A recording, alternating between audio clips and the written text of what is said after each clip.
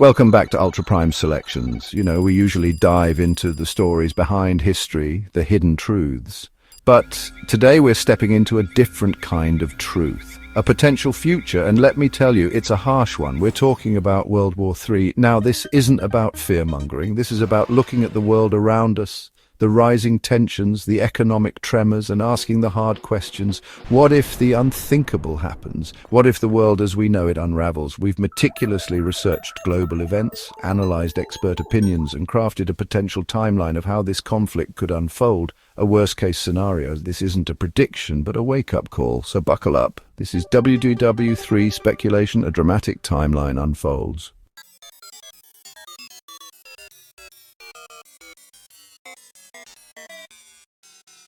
Imagine this. It's early 2025. The world is already a tinderbox. The pandemic's aftershocks are still being felt.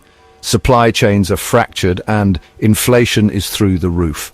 People are struggling, losing faith in their governments, in the whole system. In the East, China and Russia see an opportunity. They've been preparing for this, strengthening their alliances, their militaries, waiting for the West to weaken. And boy, are we weak. Divided, distracted, more concerned with internal squabbles than the gathering storm. This is where the fuse is lit. While we're worrying about the price of bread and gas, they're making moves. Cyber attacks cripple infrastructure, disinformation campaigns sow chaos, and the global order begins to crumble. This isn't some distant threat anymore. This is happening right under our noses. The world is holding its breath, bracing for impact. And believe me, impact is coming.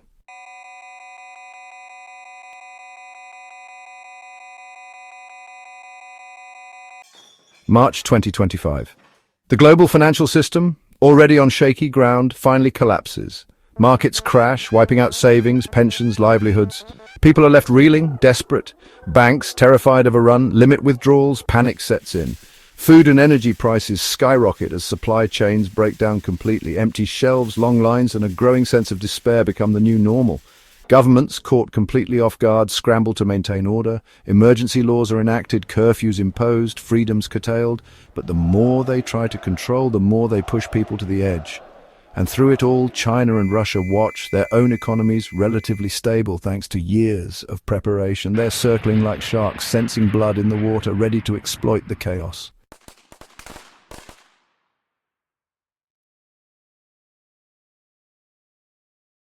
April and May 2025.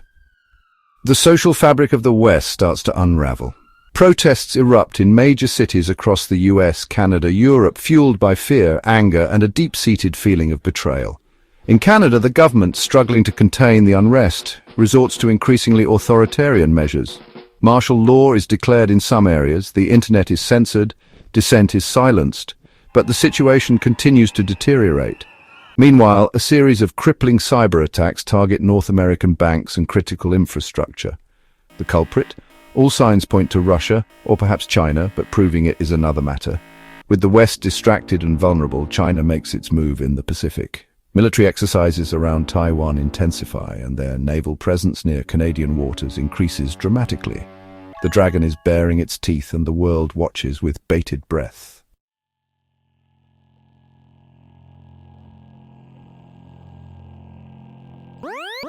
March 2025. I can already see the headlines, the frantic news reports, the fear in people's eyes. It's the day the bottom falls out, the day the global financial system goes into freefall. Years of reckless speculation, unsustainable debt, and a blind faith in the markets finally catch up with us. Stock markets around the world plummet at an unprecedented rate, wiping out trillions of dollars in wealth literally overnight. The initial shock quickly turns to panic. People rush to withdraw their savings, but the banks, themselves on the brink, are forced to limit withdrawals. The lifeblood of the global economy, money, is drying up, and the consequences are about to be felt by everyone. This isn't just about numbers on a screen anymore. This is about real people, real lives about to be upended. This is about the social contract shattering and the very foundations of our world crumbling beneath our feet.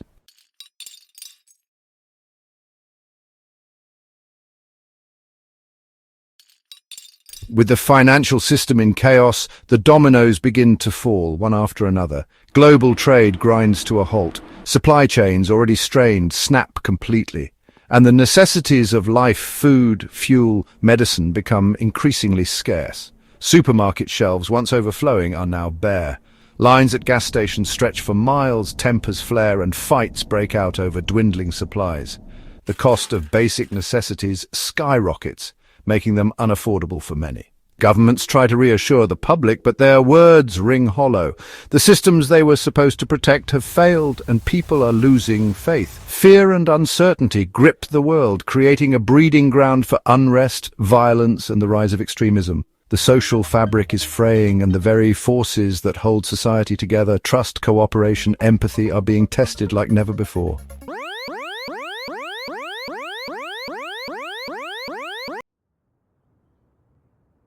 As the West descends into chaos, China and Russia make their move. They've weathered the storm better than expected, their economies more insulated, their control over information tighter. They see the West's vulnerability, the cracks in our alliances, the erosion of our global influence, and they're ready to exploit it. Russia, with its vast military might, sets its sights on Eastern Europe, its long-held ambition of reclaiming its former glory reignited. China, meanwhile, focuses its attention on the Pacific. Taiwan, a long-coveted prize, is within their grasp. They flex their military muscle, conducting large-scale exercises, sending a clear message. This is our backyard now. The global balance of power is shifting, and the world is watching, holding its breath, waiting to see who will make the next move. The stakes have never been higher, and the consequences of miscalculation could be catastrophic.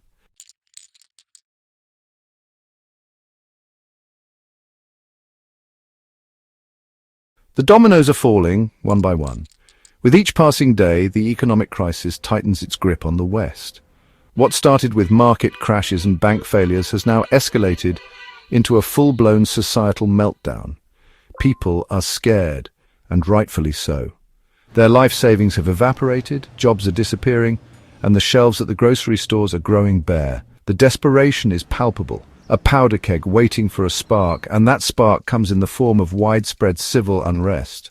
Protests erupt across major cities in the US, Canada, and Europe. People are demanding answers, demanding solutions, but their governments seem powerless to stop the bleeding. The very foundations of these once stable democracies are beginning to crack under the immense pressure. It's a stark reminder that even the most powerful nations are vulnerable to the insidious tendrils of fear and uncertainty. And as the West grapples with its internal demons, its enemies are watching, waiting for the perfect moment to exploit the chaos.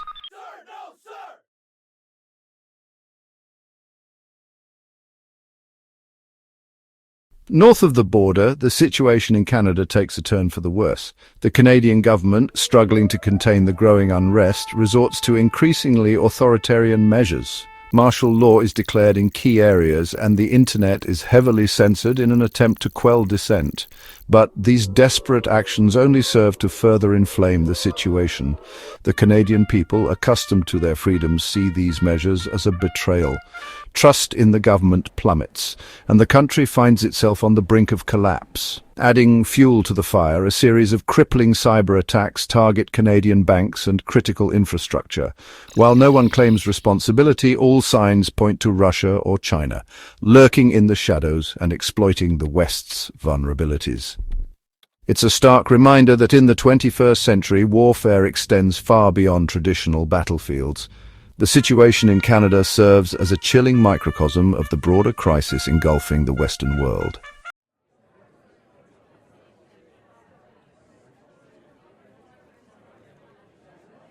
While the West is consumed by its internal struggles, China seizes the opportunity to assert its dominance in the Pacific. Their military presence in the region intensifies, with warships patrolling key shipping lanes and fighter jets conducting provocative flyovers near Taiwan.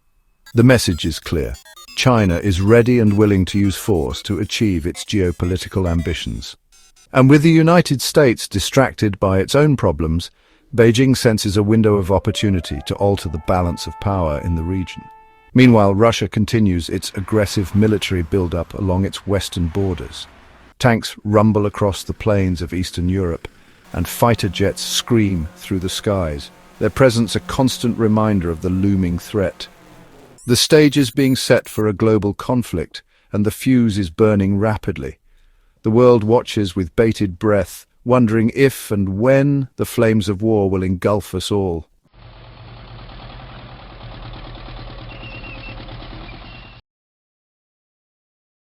The world holds its breath as Russia, with chilling precision, unleashes its full military might. Their target, the heart of Europe. Gone are the days of veiled threats and strategic ambiguity. This is a full-scale invasion, a blitzkrieg designed to overwhelm and conquer. Ukraine, the first domino, falls swiftly, its defenses crumbling under the weight of the Russian onslaught. But Putin's ambitions don't end there. Poland and the Baltic states brace themselves, knowing they are next in the Kremlin's crosshairs. Nato, caught off guard by the speed and ferocity of the Russian advance, scrambles to respond. The alliance, formed to counter Soviet aggression during the Cold War, now faces its greatest test yet. But decades of relative peace have left some of its members ill-prepared for a conflict of this magnitude. Across Europe, a sense of dread and disbelief hangs heavy in the air. The horrors of World War II, once relegated to history books and grainy newsreels, feel all too real once again. The continent is on the precipice of a new era of conflict, one with potentially devastating consequences.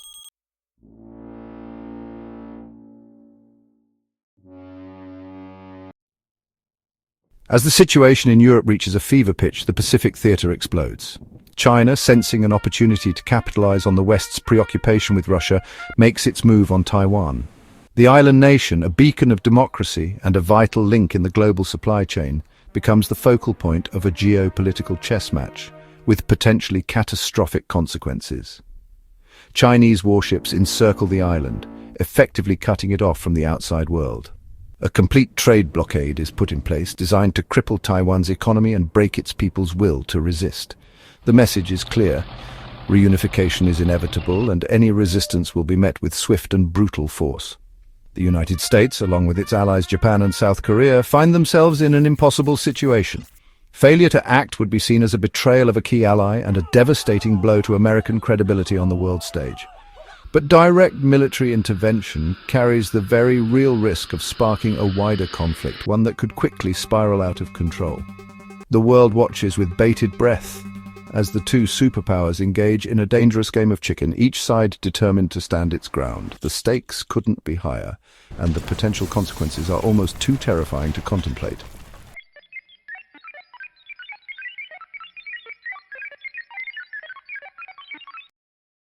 The North American continent, once considered an island of stability amidst the growing global chaos, now finds itself directly in the crosshairs. As the Canadian government teeters on the brink of collapse, whispers of a potential Russian or Chinese intervention begin to circulate within the intelligence community. The United States, facing the very real possibility of a hostile power establishing a foothold on its northern border, begins quietly reinforcing its military presence in the region. Troops and equipment are discreetly moved into position, ready to respond to any potential threats. Meanwhile, along Canada's sparsely populated Pacific coastline, a different kind of threat emerges. Chinese naval vessels, having established control of the Taiwan Strait, begin making their presence known near key Canadian ports and shipping lanes. The message is clear: no corner of the globe is beyond Beijing's reach. The once unthinkable now seems all too real. The spectre of war, long relegated to distant battlefields, now casts a long shadow over North America. The world, holding its breath, braces for the next chapter in this unfolding global crisis.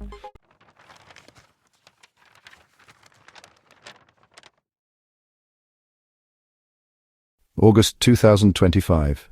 A month that will forever be etched in the annals of history as the moment the world descended into chaos.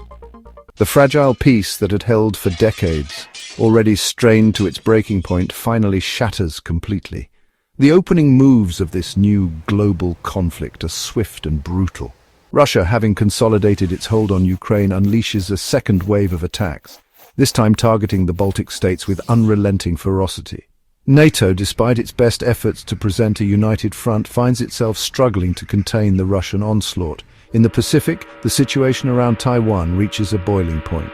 Chinese forces, frustrated by the island nation's stubborn resistance, launch a series of increasingly provocative military exercises, testing the resolve of the United States and its allies. The risk of miscalculation, of a stray shot or a misinterpreted maneuver sparking an all-out war hangs heavy in the air. The world watches, horrified but transfixed, as the drums of war reach a deafening crescendo. The old world order, built on a foundation of diplomacy and mutual deterrence, lies in ruins. A new era, defined by uncertainty and the constant threat of escalation, has begun.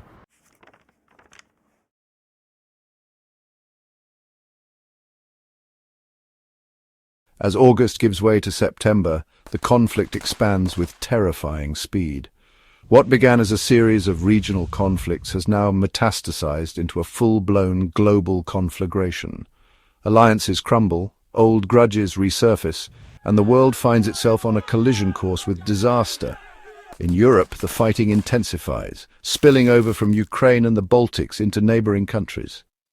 NATO, struggling to maintain a cohesive strategy, finds itself outmaneuvered and outgunned. The dream of a quick and decisive victory fades, replaced by the grim reality of a protracted and bloody conflict.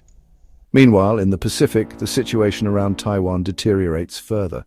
China, frustrated by its inability to break the island nation's resolve, launches a series of limited strikes against Taiwanese military installations, hoping to cripple its defenses and pave the way for a full-scale invasion. The United States, caught between its commitment to Taiwan's defense and the fear of sparking a wider war, walks a diplomatic tightrope. The world holds its breath, praying for a miracle but bracing for the worst. The lines between right and wrong, between aggressor and defender, become blurred amidst the chaos and bloodshed. The only certainty is that the world will never be the same.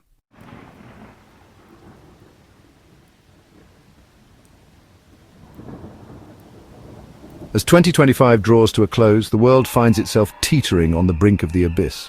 The conflict, once confined to distant battlefields, now threatens to engulf the entire planet in a firestorm of unimaginable destruction.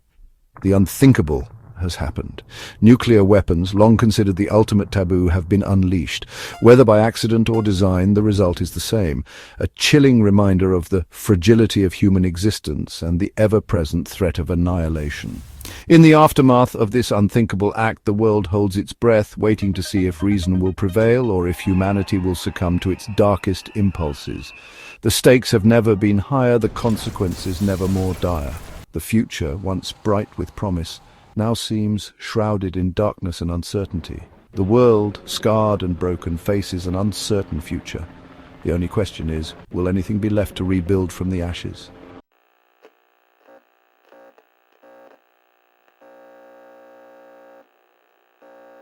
The first whispers of war are rarely heard. They're felt, a tremor in the earth, a chill in the air.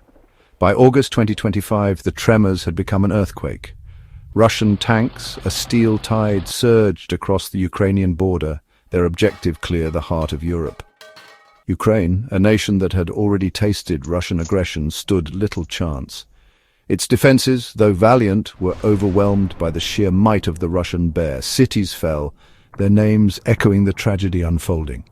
Kyiv, Kharkiv, Odessa, each one a fallen soldier in the face of an unstoppable force. Poland, the Baltics, they knew they were next. The dominoes were falling, each crash echoing the impending doom. NATO, once a symbol of unity and strength, seemed slow to react, bogged down by internal strife and the sudden reality of a full-scale war on their doorstep. The world held its breath, watching, waiting, praying for a miracle that seemed less and less likely with each passing hour.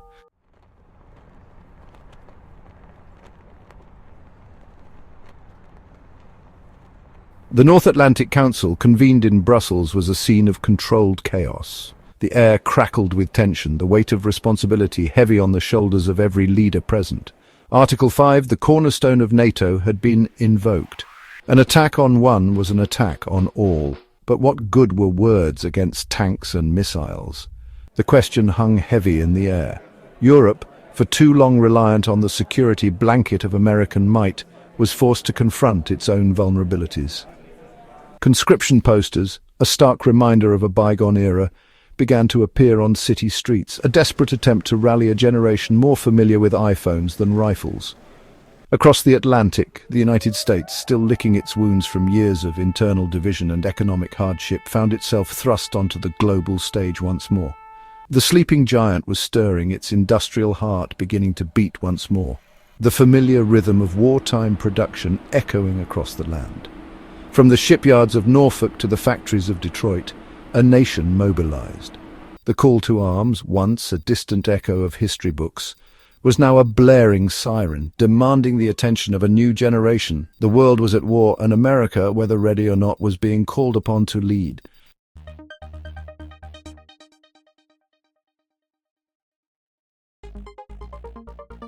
The world watched with a mixture of fear and fascination, the initial shock giving way to a grim acceptance of the new reality.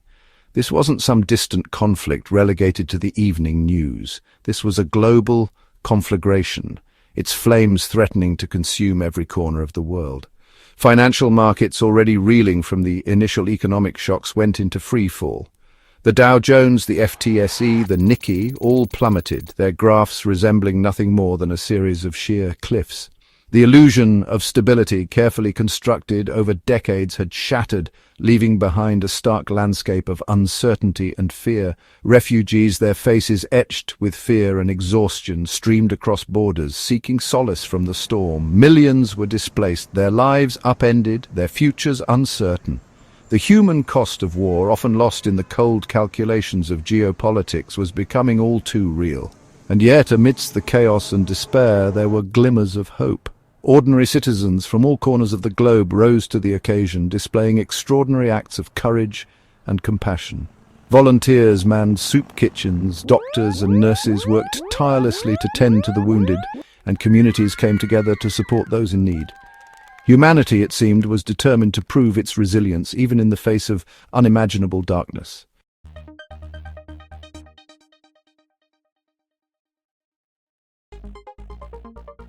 While the world's attention was fixated on the battlefields of Eastern Europe, another threat was emerging in the East.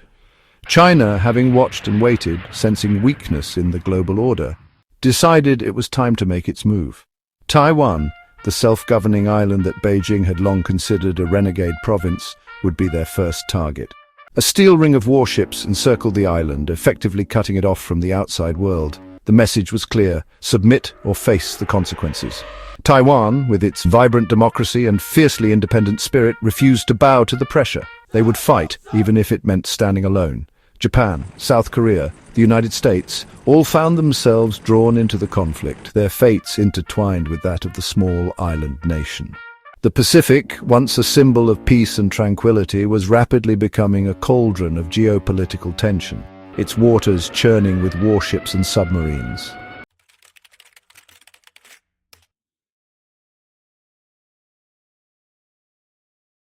The first shots of the Pacific War were fired not with bullets and missiles, but with bytes and code. Cyber attacks launched from the shadowy realms of cyberspace crippled critical infrastructure. Power grids went dark, communication networks went down, and chaos reigned. Then came the missiles. Launched from Chinese submarines lurking in the depths of the Pacific, they rained down on American and Japanese military bases, turning once bustling hubs of activity into smoldering craters. The message was clear: this was not a game, this was war. Canada, long considered a peaceful haven, found itself caught in the crosshairs. Chinese naval vessels, their hulls emblazoned with the red star of the People's Liberation Army, appeared off the coast of British Columbia, their presence a stark reminder of the country's vulnerability. Vancouver, Victoria, Prince Rupert, all were potential targets, their fates hanging in the balance.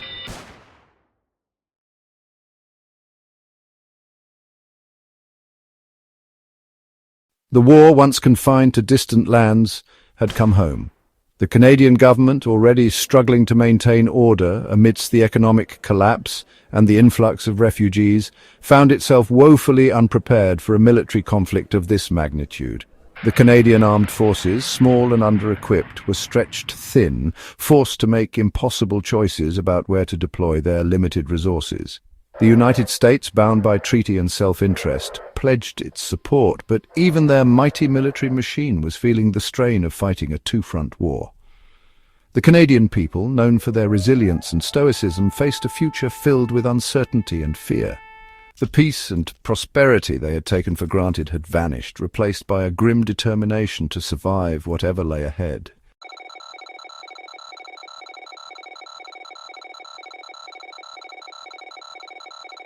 The first blow was silent, invisible. It struck at the very heart of North America, not with bombs and bullets, but with malicious code, expertly crafted to bring a continent to its knees. The lights flickered, then died.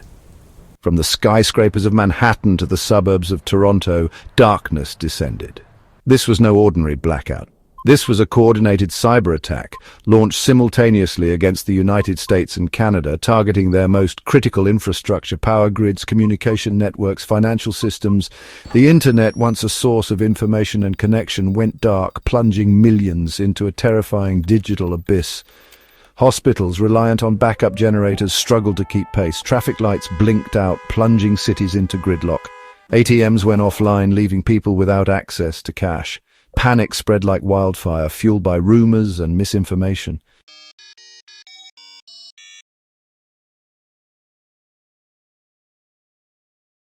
As the chaos of the cyber attacks gripped the continent, a second, even more devastating blow fell.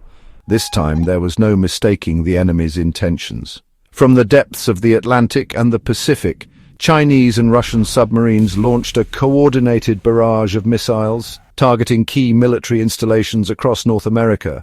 The skies over Norfolk, Virginia, lit up as a volley of cruise missiles slammed into the world's largest naval base. In San Diego, California, a mushroom cloud rose ominously over the harbor, marking the destruction of a major naval shipyard. And in Colorado Springs, Colorado, the nerve center of the U.S. Space Force was reduced to rubble.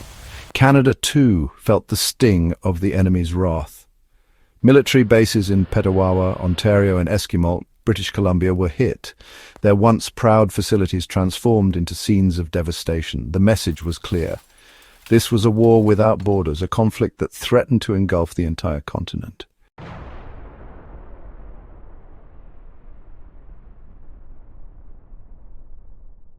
With Canada reeling from the attacks, its economy in shambles, and its military overwhelmed, the United States faced a stark choice: intervene or risk the collapse of its northern neighbor. The decision was swift, driven by both strategic necessity and a sense of obligation to a close ally. American troops, already massing along the border, surged across the 49th parallel, their mission officially to maintain security and provide humanitarian assistance. But the reality was far more complex. This was not simply a rescue mission. This was a strategic maneuver, a way for the United States to secure its northern flank and prevent the enemy from gaining a foothold on the North American continent. The Canadian government, its authority hanging by a thread, welcomed the assistance, but the arrival of American troops was met with mixed emotions by the Canadian people. Some saw it as a necessary evil, a desperate measure to save their country from collapse. Others viewed it as an invasion, a violation of their sovereignty, a sign that Canada had become a pawn in a larger geopolitical game.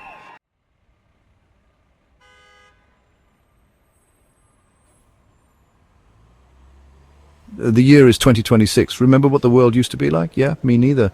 The initial shockwaves of war have become a new, terrifying reality. From the rubble of Eastern Europe to the burning skies over the Pacific, the world is engulfed in conflict. Global alliances have shattered, replaced by a desperate struggle for survival. The fighting isn't confined to battlefields anymore. It's spilled into every corner of our lives, every home, every screen, every conversation. The constant threat of escalation hangs over everything. Will this be the year a desperate act pushes us over the edge?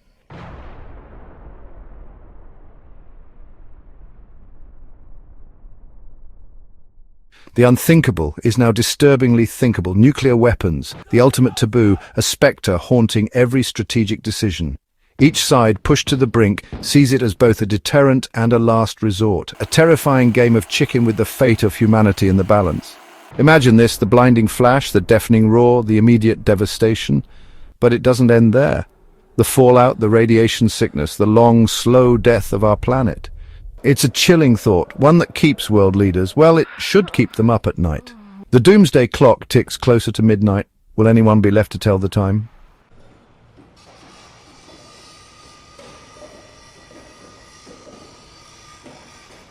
Amidst the chaos, amidst the destruction, the human spirit fights to endure. Acts of courage and compassion shine through the darkness.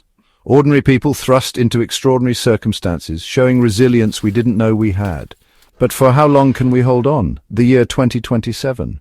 2 years into this global nightmare, is there an end in sight, or is this the beginning of a new dark age, a permanent stain on human history? The choices we make now as individuals and as a global community will determine our fate. The question is, are we ready to confront the darkness within ourselves to find the light?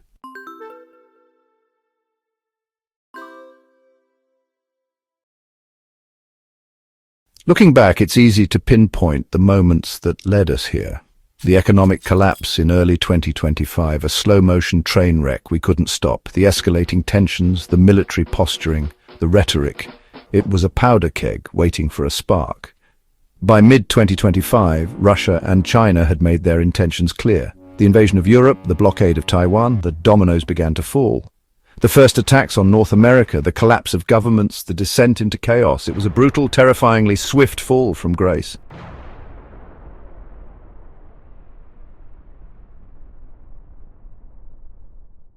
By 2026, there was no denying it. We were at war, a global conflict unlike anything we'd ever seen. The battle lines were drawn, but the fighting was everywhere, the physical, the digital, the psychological. But here's the thing about war. It doesn't really have a start date. It's a slow, insidious creep. It festers in the shadows, fueled by fear and division. By the time the first shot is fired, it's already too late. The seeds of conflict have been sown, and the world is left to reap the whirlwind.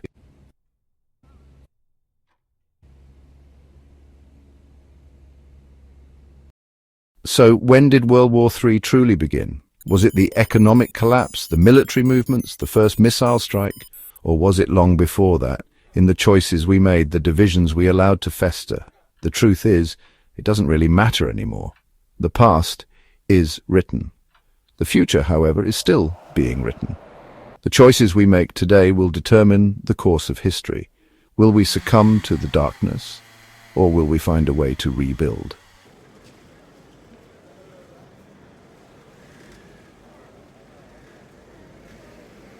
That's it for this episode of Ultra Prime Selections. Thank you for joining us on this sobering journey. We've explored a potential timeline for World War III, but remember, this is just a speculation. The future is not predetermined. It's up to us to shape it. Stay tuned for more in-depth analyses and updates, because knowledge is power, and in these uncertain times, we need all the power we can get. Remember, stay informed, stay prepared, and most importantly, stay safe. Until next